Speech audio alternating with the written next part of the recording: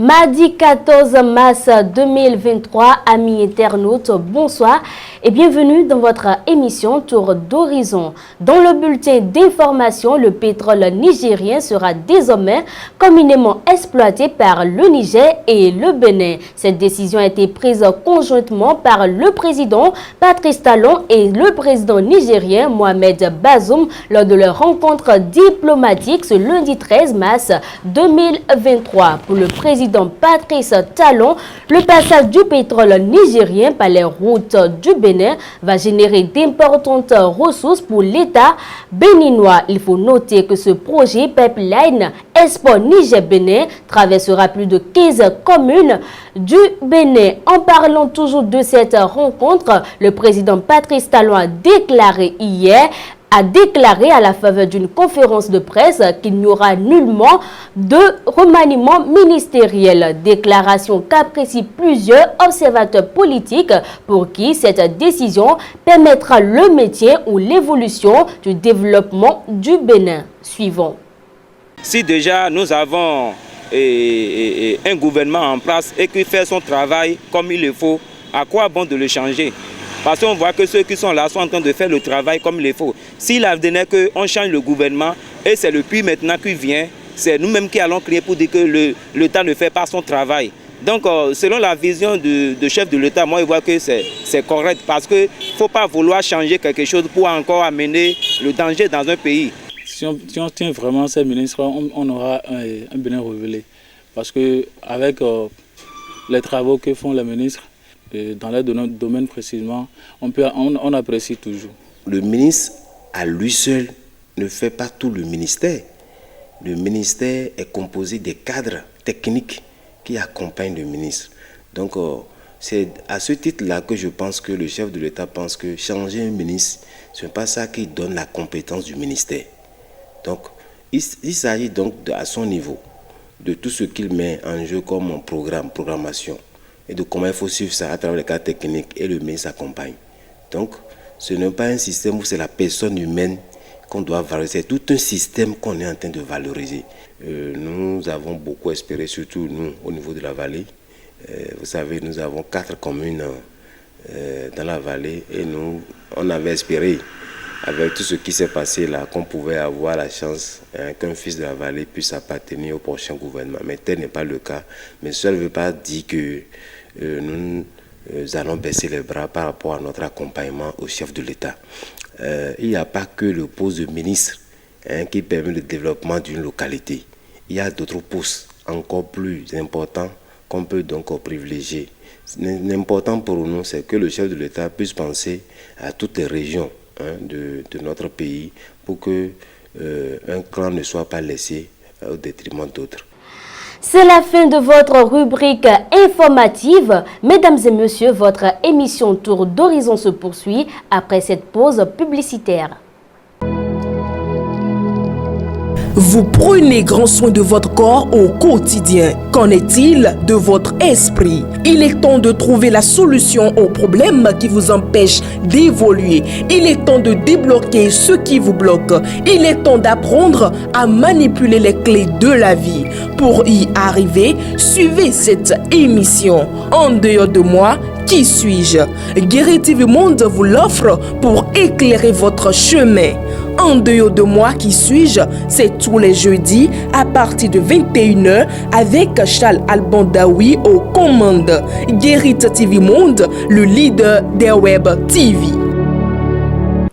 De retour sur ce plateau, nous recevons pour vous dans le forum de discussion Charles Albandaoui. Charles Albandaoui, bonsoir. Bonsoir, Evelyne Dosso.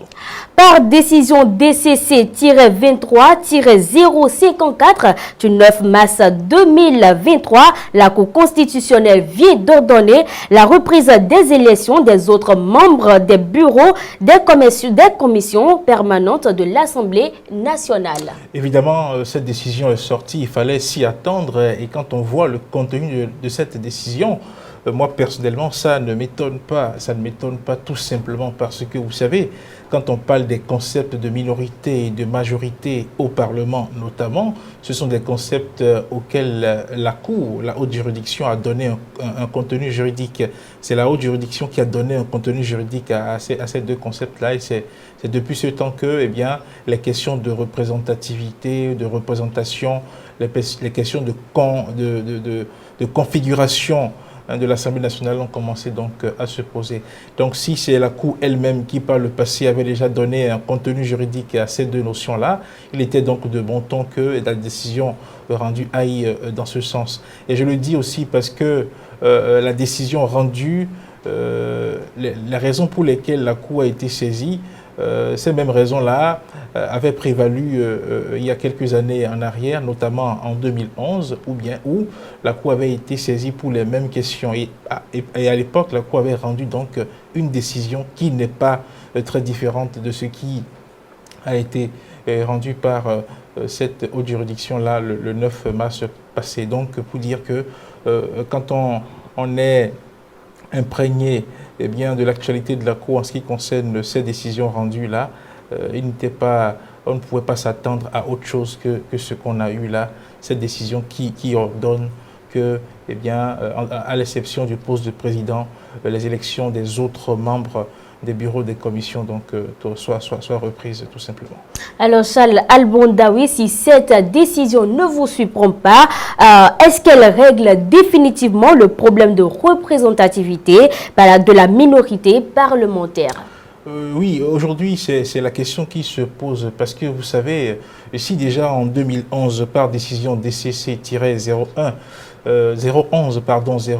047 du 21 juillet 2011, si cette décision-là qui avait été rendue et qui demandait également que les élections des autres membres des bureaux des commissions, à l'exception du président, soient reprises, et que ça a été repris, et que nous sommes en 2023 et que la même situation se pose, l'on se demande si cette fois-ci, cette décision règle définitivement ce problème. Je suis tenté de dire non, parce que quand on voit le contenu de la décision, notamment l'article 4, dans lequel il est dit que, cette élection-là doit être reprise, il y a un aspect qui peut gêner un peu et qui peut par la suite amener d'autres acteurs politiques, si les mêmes situations se posaient, à saisir de nouveau la Cour.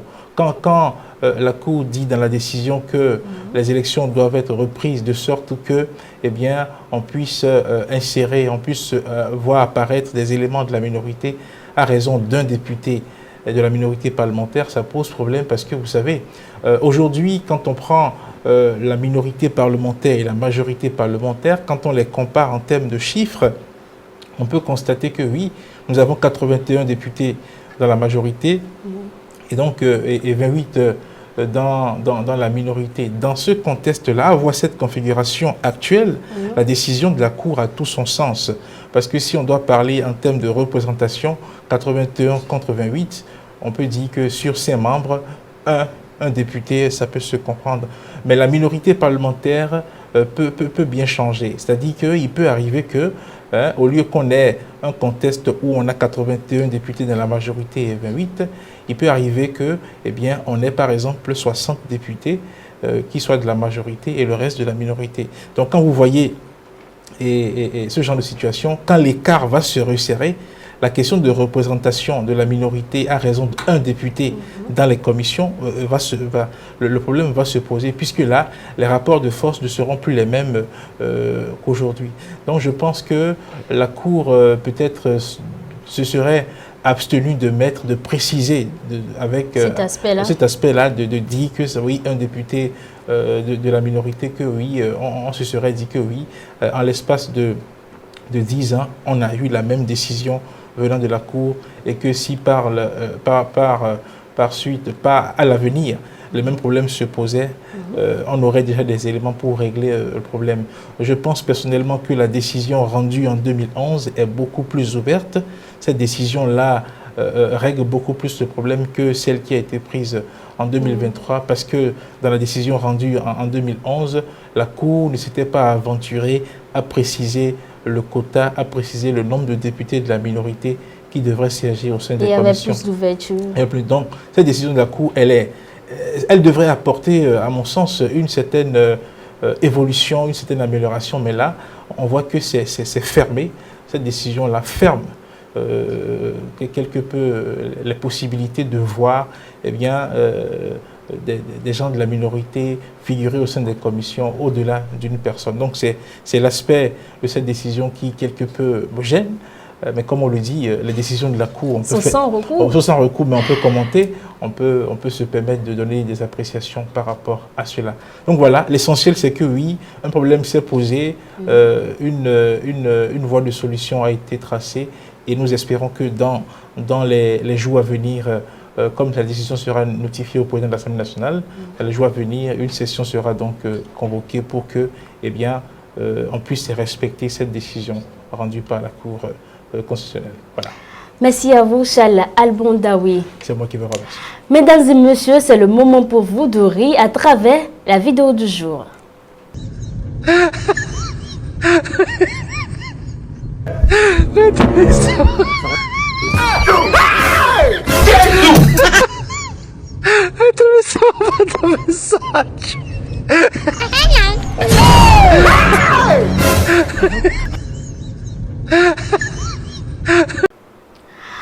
Mesdames et messieurs, fidèles internautes de Guérite TV Monde, n'aimez pas trop, n'espérez pas trop et ne faites pas trop confiance, car ce trop peut faire très mal. Bonsoir chez vous.